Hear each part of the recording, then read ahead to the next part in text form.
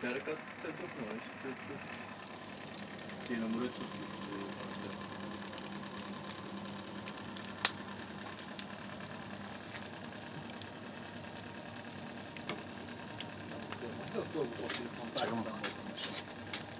Значи, според мен е тук 4 пъти по-мощно трябва.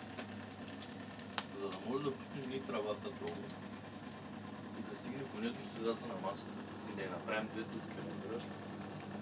Защото ние тук, ако не направим така, че да могат 4 човека да стоят и да има парно,